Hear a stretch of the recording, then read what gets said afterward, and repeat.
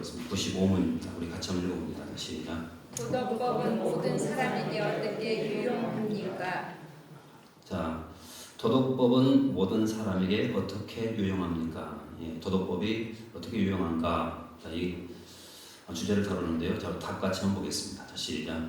도덕법은 모든 사람에게 다음과 같이 유용합니다. 하나님의 거룩한 본성과 뜻, 그리고 사람들이 따라 행해야 할 의무를 알려주며 사람들이 그것을 지킬 능력이 없음과 그들의 본성과 마음과 생활이 죄악으로 오염되어 있음을 깨닫게 하며 자신들의 죄와 비참을 알아 겸손하며 이로써 그리스도와 그분의 완전한 순종이 자신에게 필요하다는 것을 더욱더 명백히 보도록 도와줍니다.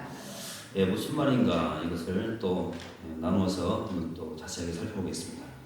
자, 먼저 첫 번째 말씀 다시 한번 보십시오. 자, 도덕법은 누구에게 유용하다고 그러죠? 모든 사람에게 유용합니다. 예, 모든 사람에게 유용하다고 말하죠. 자, 그럼 왜 유용한가? 그 다음부터 보십시오. 자, 도덕법은 하나님의 거룩한 뭡니까? 본성이죠. 또 도덕법은 하나님의 뭡니까? 뜻입니다. 자, 하나님은 어떤 분이시냐면 한마디로 말하면 거룩하신 분이십니다. 거룩하신 분. 근데 그 거룩하신 하나님께서 우리에게 요구하시는 뜻이 뭐냐면 너희도 거룩해라. 이것이 하나님의 뜻입니다. 그래서 성경을 보면 그런 말씀 기록되어 있죠. 자, 레위기 11장 45절과 44절과 45절 같이 보겠습니다. 같이 읽습니다. 시작. 나는 여호와 너희의 하나님이라. 내가 거룩하니 너희도 몸을 구별하여 거룩하게 하고 땅에 기는 길 짐승으로 말미암아 스스로 더럽히지 말라. 45절. 나는 너희의 하나님이 되려고 애굽의 땅에서 인도하여 낸 여호와라. 내가 거룩하니 너희도 거룩할지어다. 자, 하나님은 본성 자체가 바로 거룩하신 거룩이죠. 자, 그런데 그 하나님께서 우리에게 요구하시는 것, 하나님의 뜻이 뭐냐면 너희도 거룩하라는 것입니다. 자, 그런데 우리가 어떻게 거룩할 수가 있을까? 무엇으로는 거룩할 수가 있을까 하는 것입니다. 자, 그 말씀 다시 로마서 7장 12절 말씀 같이 보겠습니다.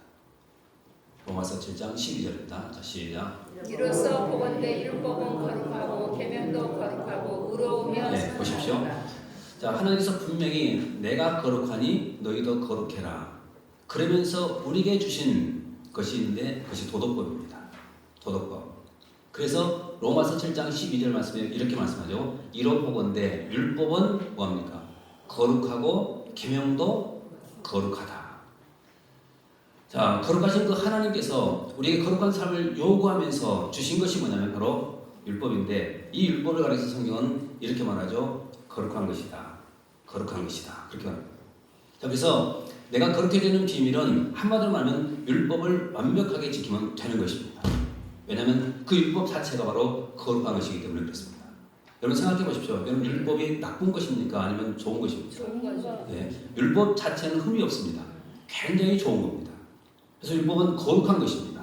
내가 그 율법대로만 산다고 한다면 우리는 거룩해질 수가 있다는 거예요. 그래서 하나님께서 우리에게 주신 것이 뭐냐면 바로 거룩한 삶을 위해서 율법을 우리에게 주셨다는 것입니다. 자, 그런데 또 두 번째 말씀 보십시오. 두 번째, 그리고 사람들이 따라 행해야 할 무엇을 알려줍니까? 의무를 알려준다. 자, 다시 보십시오. 자, 이 도덕법은 우리로 하여금 거룩한 삶을 위해서 하나님께서 우리에게 주신 것이죠. 그런데 이 도덕법대로 우리가 붙들고 순종하게 될 때 어떤 결과가 나타나냐면 이웃들에게도 유익하게 된다는 것입니다. 자, 다시 그러면 성경 보십시오. 야고보서 2장 10절과 11절 말씀 보겠습니다. 야고보서 2장 10절과 11절입니다. 같이 읽습니다. 시작. 누구든지 온 율법을 지키다가 그 하나를 범하면 모두 범한 자가 전하기 11절. 가늠하지 말라 하시니가 또한 살인하지 말라 하셨은즉 내가 비록 가늠하지 아니하여도 살인하면 율법을 범한 자가 되느니라. 자, 여러분 율법의 내용을 잠깐 생각해 보십시오. 율법의 내용은 뭐 살인하지 말라, 뭐 도둑질하지 말라, 거짓말하지 말라, 가늠하지 말라 이런 내용이죠. 자, 그러면 인간 관계 속에서 여러분 이 율법은 우리에게 필요한 것입니까? 아니면 필요하지 않은 것일까요? 필요한 것이죠. 그래서 이 율법은 한마디로 말하면 우리에게 주어진 의무입니다. 의무. 그래서 우리는 마땅히 그 율법대로 순종하면서 우리가 인생을 살아가야 되는 것입니다. 왜냐하면 이것이 우리의 의무이기도 하고 하나님의 뜻이기도 한다는 것입니다. 그래서 우리에게 이 도덕법이 주어진 것입니다. 자, 그런데 자, 문제가 있습니다. 어떤 문제입니까? 세 번째 같이 한번 읽어보십시오. 같이 읽겠습니다. 시작. 사람들이 그것을 지킬 능력이 없음과 그들의 본성과 마음과 생활이 죄악으로 오염되어 있음을 깨닫게 하며 네 번째까지 자신들의 죄와 비참을 알아 겸손하며죠. 자, 문제가 발생했습니다. 자, 이렇게 도덕법은 좋은 거예요. 율법은 좋은 것이죠. 왜냐하면 바로 이것은 하나님의 뜻이었고 우리의 의무이기 때문입니다. 이대로만 산다고 한다면 우리는 거룩해질 수가 있습니다. 그런데 문제가 발생했는데 그 문제가 뭐냐면요. 자, 세 번째 다시 한번 보십시오. 사람들이 그것을 지킬 능력이 있습니까? 없습니까? 없습니다. 예, 이것이 문제예요. 자, 사람들이 그 율법을, 그 도덕법을 지키면 좋은데 지킬 수 있는 능력이 없다는 겁니다. 그럼 왜 없을까? 그 다음부터 보십시오. 자, 그들의 본성과 마음과 생활이 무엇으로요? 죄악으로 어떻게 된다고? 오염되어 있다. 자, 보십시오. 우리의 본성도 오염되어 있고 마음도 오염되어 있고 우리의 생활 자체도 다 오염되어 있다는 거예요. 바로 이 오염되어 있기 때문에 이 율법이 좋은 것을 알면서도 우리가 그대로 순종하지 못하고 있는 겁니다. 그 다음에 또 보십시오. 자, 그러나 이렇게 지킬 능력도 없고 본성과 마음과 생활이 죄악으로 오염되어 있지만 율법은 우리에게 뭘 깨닫게 하는 거죠? 죄를 깨닫게 합니다. 죄를. 다시 한번 보십시오. 자, 사람들이 그것을 지킬 능력이 없음과 그들의 본성과 마음과 생활이 죄악으로 오염되어 있지만 중요한 것은 그 율법은 이렇게 오염됐다는 이 사실을 우리로 하여금 깨닫게 해준다는 것입니다. 깨닫게 해줘요. 이것이 율법입니다. 그럼 성경 한번 보십시오. 로마서 3장 20절 말씀까지 보겠습니다. 로마서 3장 20절입니다. 다시 시작. 그러므로 율법의 행위로 그의 앞에 의롭다 하심을 얻을 육체가 없나니 율법으로는 죄를 깨달음이니라. 그렇죠. 자, 율법이 없었다고 한다면 우리는 죄가 죄인 줄을 알지 못했습니다. 율법이 있었기 때문에 이것은 죄구나 하는 것을 우리가 깨닫게 된 것입니다. 그래서 로마서 3장 20절 말씀에 말하죠. 그러므로 율법의 행위로 그의 앞에 의롭다 하심을 얻을 육체가 없나니 율법으로는 다만 죄만 깨달을 뿐이다. 그렇게 말합니다. 자, 그 다음 로마서 7장 7절 말씀을 보십시오. 같이 한번 읽어봅니다. 시작. 그런데 우리가 무슨 말을 하리요? 율법이 죄냐? 그럴 수 없느니라. 율법으로 말미암지 않고는 내가 죄를 알지 못하였으니 곧 율법이 탐내지 말라 하지 아니하였다면 내가 탐심을 알지. 그렇죠.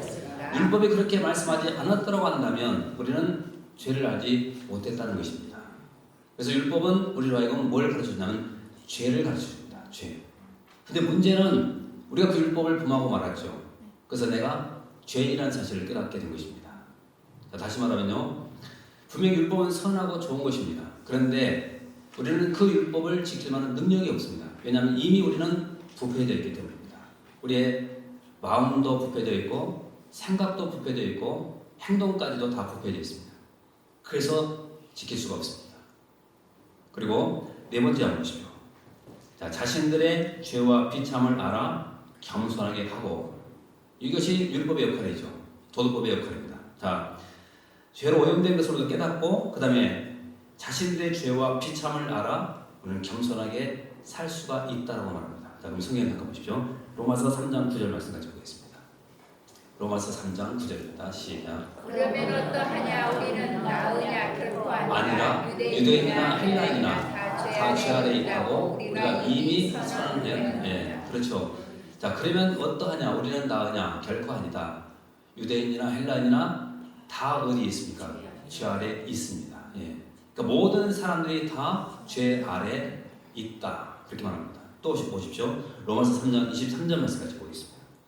자, 시작. 모든 사람이 저를 범하였음에 하나님의 영광에 이르지 못하니. 자, 로마서 3장 23절 말씀은 유명한 말씀이죠. 자, 이 말씀도 보시면 자, 모든 사람이 죄를 범했다. 그러죠? 자, 여기서 모든 사람 이 안에 저와 여러분 포함됩니까? 안 됩니까? 포함되죠. 자, 그러면 여러분 이 말씀 앞에 과연 나는 아니요라고 할 사람이 있을까요? 없죠. 그렇다면 우리는 모든 사람이 다 죄를 범했고 그 죄 때문에 우리는 결국 하나님의 영광에 이르지 못한 존재가 되고 말았다는 것입니다. 이것 때문에.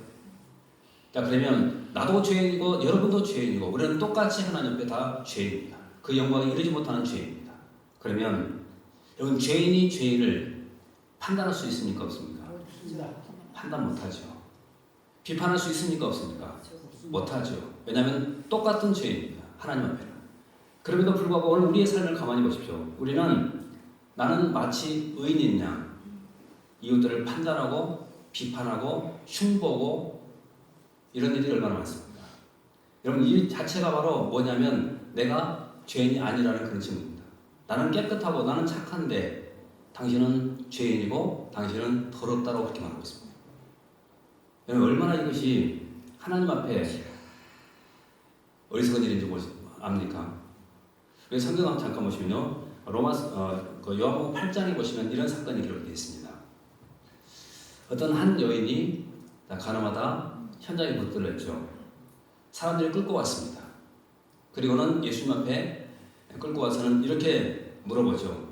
예수님, 모세 율법에 보면 이런 사람은 돌로 다 치라고 되어 있는데 선생님은 어떻게 하시겠습니까? 자, 그때 예수님께서 어떻게 하셨습니까? 예, 이렇게 말씀하죠. 너희 중에 죄 없는 자가 돌로 치라고 말합니다. 자, 그리고는 이제 허리를 굽혀서 땅에 뭔가를 쓰셨습니다. 자, 그런데 우리가 아시는 것처럼 자, 그 사람들은 전부 다 군중들은 화가 나 있는 그 상태죠. 그런데 여러분 예수님께서 돌로 치라고 말씀했을 때 여러분 그들은 돌을 가지고 왔을까요? 안 했을까요? 저는 왔을 거라고 생각합니다. 그런데 돌을 가지고 그 여인을 치려고 할 때 주님은 땅바닥에다 뭔가를 쓰셨습니다. 뭘 쓰셨을까? 학자들은 대부분 이렇게 말합니다. 그 사람의 죄를 다 썼을 거라고 말합니다. 그러면 예수님은 전지하신 하나님이시기 때문에 그 사람의 숨은 모든 죄까지 다 알고 있습니다. 그래서 돌을 가지고 그 여인을 치려고 할 때 주님은 땅에다가 그 숨은 모든 죄를 다 쓰고 있는 거예요. 여러분 그것을 보면서 깜짝 놀란 것이죠. 던질 힘이 없는 거예요. 그냥 내려놓고 도망가는 거예요. 그렇게 해서 그 여인을 향해서 돌을 던지려고 했던 모든 사람들이 다 도망가 버렸죠. 그리고는 주님과 그 여인과 단둘이만 남았습니다.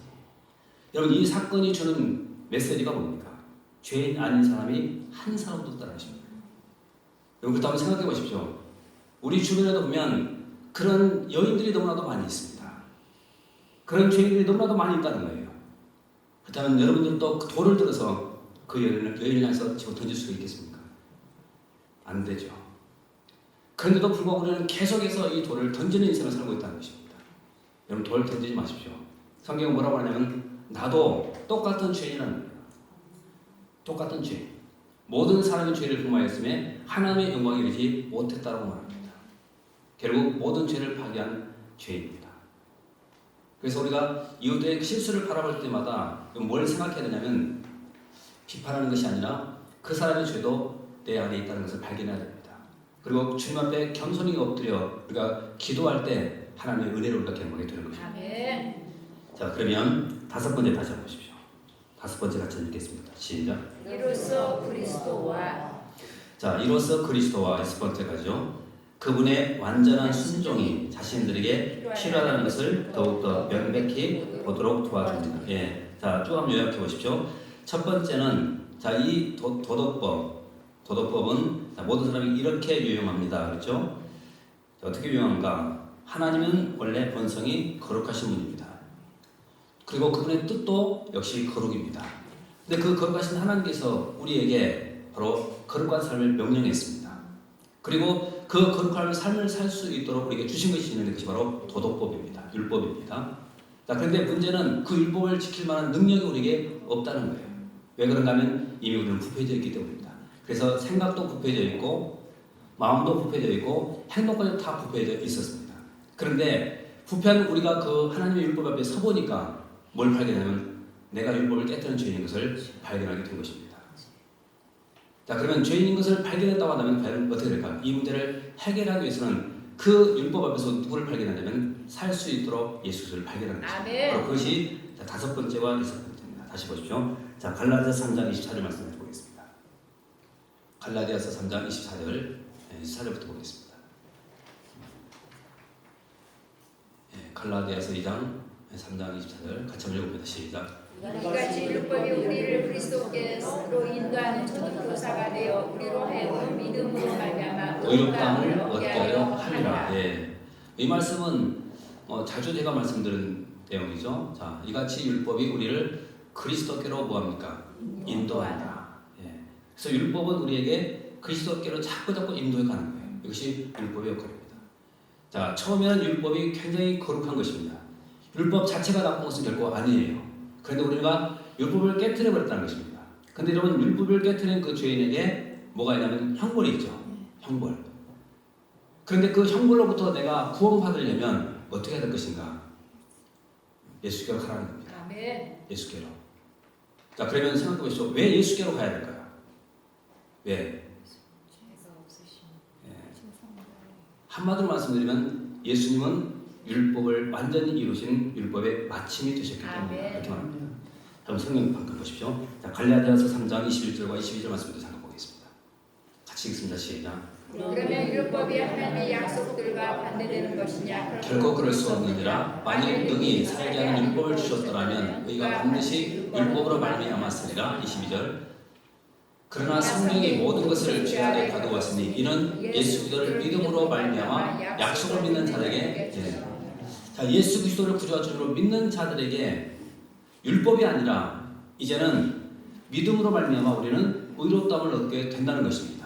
자, 그런데 어떻게 그것이 가능했을까? 로마서 10장 4절 말씀에 보면 답이 나와 있습니다. 같이 한번 보겠습니다. 자, 로마서 10장 4절입니다. 같이 읽습니다. 시작. 그리스도는 모든 믿는 자에게 의를 이루기 위하여 율법에 맞추신 그렇죠. 것입니다. 예. 아멘.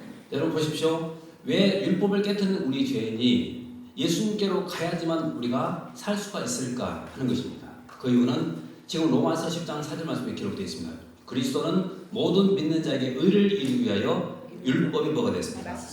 마침이 되었다. 아멘. 마침이 되었다. 여러분 이 말은 한마디로 말씀드리면 율법을 다 이루셨다.